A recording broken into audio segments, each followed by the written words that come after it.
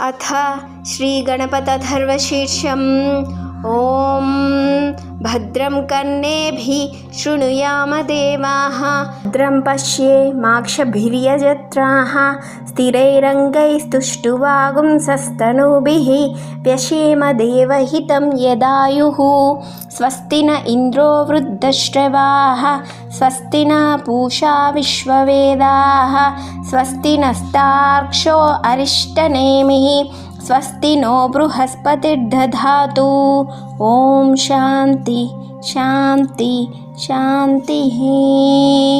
हरिः ॐ। लं नमस्ते गणपतये, त्वमेव प्रत्यक्षं तत्त्वमसि, त्वमेव केवलं कर्तासि, त्वमेव केवलं धर्तासि, त्वमेव केवलं हर्तासि, त्वमेव सर्वं खल्विदं ब्रह्मासि। त्वं साक्षादात्मासि नित्यं तं वच्मि सत्यं वच्मि, अवत्वं माम् अववक्तारम् अवश्रोतारम् अवधातारम् अवधातारम् अवाणूचानमवशिष्यम् अवपश्चात्तात् अवपुरस्तात् अवोत्तरात्तात् अवदक्षिणात्तात् अवचोर्ध्वात्तात् अवाधरात्तात् सर्वतो मां पाहि पाहि समन्तात्। त्वं वाग्मयस्त्वं चिन्मयः, त्वमानन्दमयस्त्वं ब्रह्ममयः,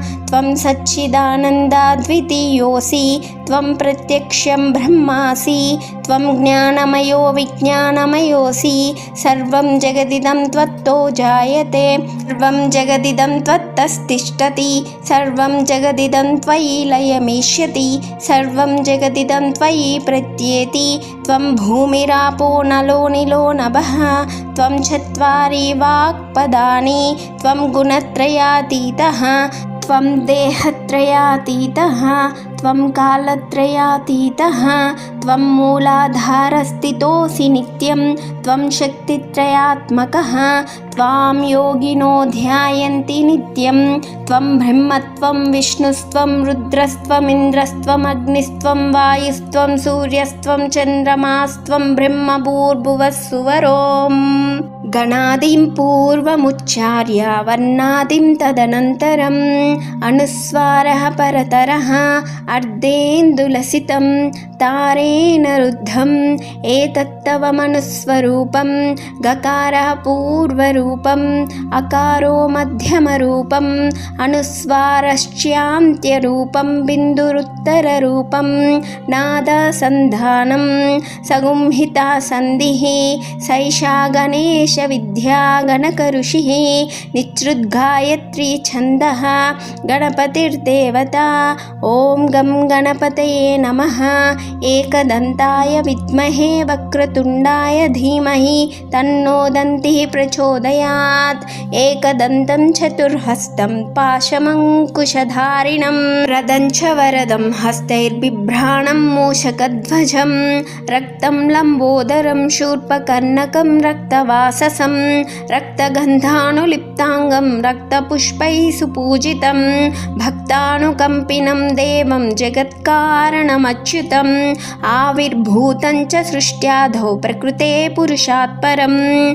एवं ध्यायति यो नित्यं स योगी योगिनां वरः। नमो व्रातपतये नमो गणपतये नमः प्रमथपतये, नमस्ते अस्तु लम्बोदराय एकदन्ताय विघ्ननाशिने शिवसुताय श्रीवरदमूर्तये नमः। एतदथर्वशीर्षं योधिते सा ब्रह्मभूयाय कल्पते, सा सर्वविघ्नैर्न बाध्यते, सा सर्वतः सुखमेदते, सा पञ्चमहापापात् प्रमुच्यते, सायमधियानो दिवसा कृतं पापं नाशयति, प्रातरधियानो रात्रिकृतं पापं नाशयति, सायं प्रातः प्रयुञ्जानो पापो भवति, सर्वत्राधियानोपविघ्नो भवति, धर्मार्थकाममोक्षं च विन्दति। इदमध गणपतधर्वशीर्षमाशिष्याय नादेयं यो यदि मोहात् दास्यति सा पापीयान् भवति सहस्रावर्तनात् यं यं काममधीते तं तमनेन साधयेत् अनेन गणपतिमभिषिञ्चति स वाग्मी भवति चतुर्ध्यामनश्नन् जपति सा विद्यावान् भवति इत्यधर्वणवाक्यं ब्रह्मध्याचरणं विद्यात् नाभिवेति कदाचनेति यो दुर्वाङ्कुरैर्यजसि सा वैश्रवणोपयो भवति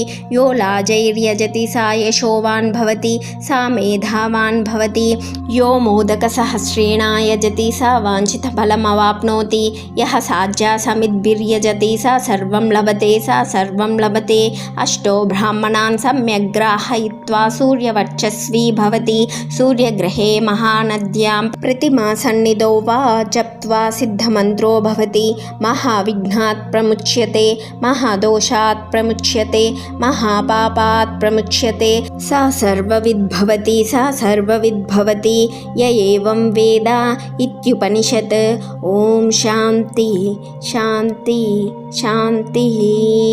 ॐ भद्रं कर्णेभिः शृणुयाम देवाः भद्रं पश्येमाक्षभिर्यजत्राः स्थिरैरङ्गैस्तुष्टुवागुंसस्तनूभिः व्यशेम देवहितं यदायुः स्वस्ति न इन्द्रो वृद्धश्रवाः स्वस्ति नः पूषा विश्ववेदाः स्वस्ति नस्तार्क्ष्यो अरिष्टनेमिः स्वस्ति नो बृहस्पतिर्दधातु।